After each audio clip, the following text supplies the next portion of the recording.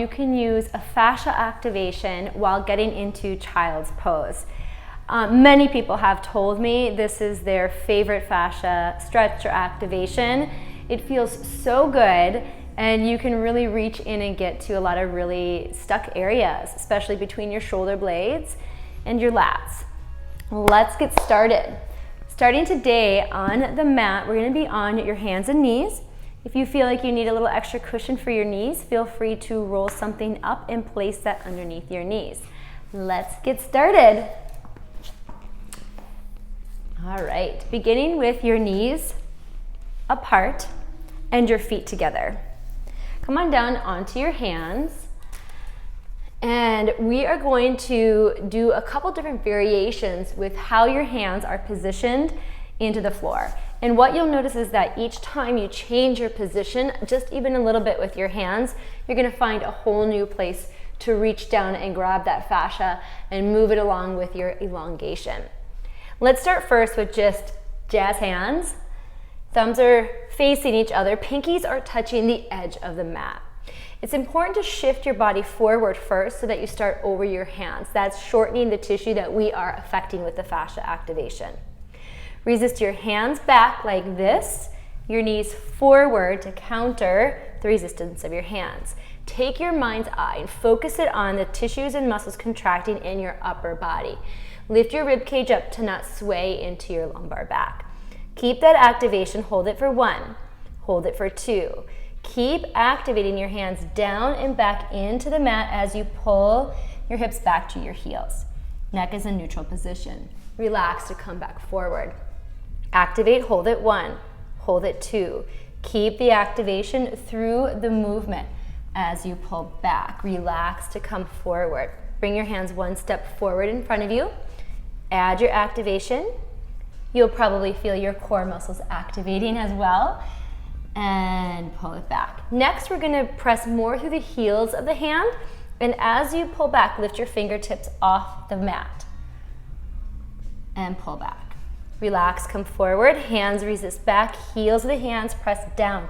Keep them pressing down, fingertips pop up. One more time like that. Hands resist back, keep them. Fingertips pop up, heels of the hand press down. Back forward again. Now this time you're pressing your fingertips into the ground specifically. So you're almost like you're clawing at the floor. Once you have that activation, keep it. Breathe through it, pull back. I had a little adjustment in my spine on that one with that change. Forward, activate, keep the resistance, fingertips pressing down, pull back. Breathing through, one more time. Keep that activation, pull it back. Good. Take your hands all the way together so your thumbs are kissing like this. Same thing, you're starting over your hands, resist hands back, knees forward. Pull back here, full hand is pressing into the ground. Forward to come, resist, keep that activation. Pull back, come forward, take a step in front of you. Hands resist back, keep resisting back. Oh, that one feels really good. Pull it back, bring it forward, activate. Keep the activation. Arms are staying straight, but not locked out. If you need to bend the elbows a little bit, that's okay. One more. Good. Bring your hands off the mat so thumbs are touching the edges of the mat.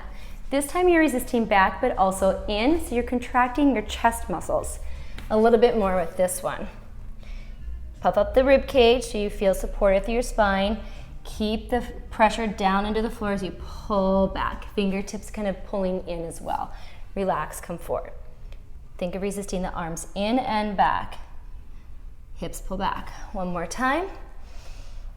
Good. And pull back. Come back to center. Take your left hand down on the ground to the right side of the mat. Right hand on top. Resisting, sorry, Instagram switches me. Sorry about that. Resist in the opposite direction. So you're resisting, the bottom hand is resisting in the direction of the knee and the same side of the body. Body is going to pull back and away from the hands. Activating all the muscles all the way down.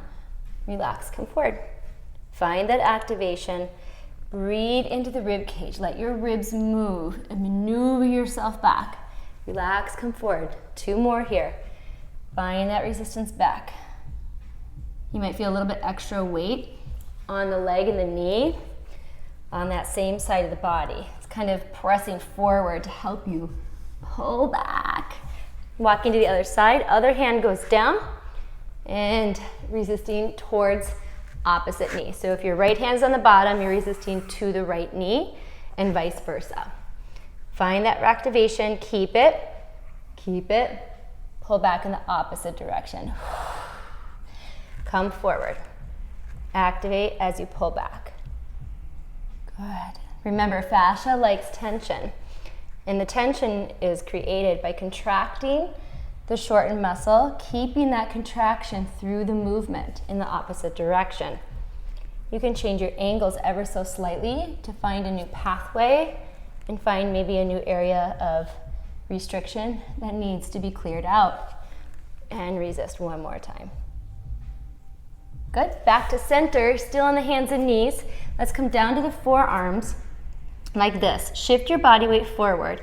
You're going to press your whole forearm down and back underneath your body. Rib cage is lifted up, chin tuck. Keep pressing the pinky to the elbow all the way down. It might feel natural to bring the hands up. Try not to yet. Keep the pinky touching. Pull it back. Relax, come forward, activate, pull back. One more time like this, activate, and okay, now you can lift your hands up. Come forward, activate back, elbows are pressing down, keep pressing the elbows down, float the hands up as you pull back. Dive those elbows down and you're gonna rock side to side for 3 and 2. Elbows are pressing down and 1. Come forward, one more like that. Activate, find the elbows, hands come up, elbows are diving down and side to side. Keep pressing it down. Good, and relax. Come up and take a seat. Shake it out a little bit. Move those shoulders around, get some of those creaks and cracks out. So when I'm about ready to take a yoga class, I'll do this before class begins, but I'll also do it as I'm getting into child's pose. So let's say you're in downward dog and you're coming through vinyasa and you're ready to push back into child's pose.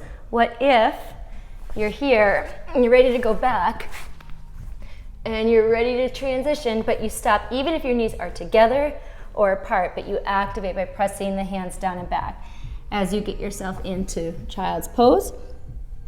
And once you're in it, if you keep a little bit of tension in your muscles, a little bit of activation down, that will help your brain to know and feel safe in that particular pose. So whether your arms are in any position, but adding a little bit of tension in your pose will help for your brain to know your limit in your range of motion and flexibility. Let me know if this was helpful for you. I hope that you enjoyed and feel good from doing some of these fascia activations. And I will pop this on my news feed so you can save it, look at it later, but definitely give it a try. And if you do, next time you're in a yoga class, let me know how it goes for you. I would love to hear.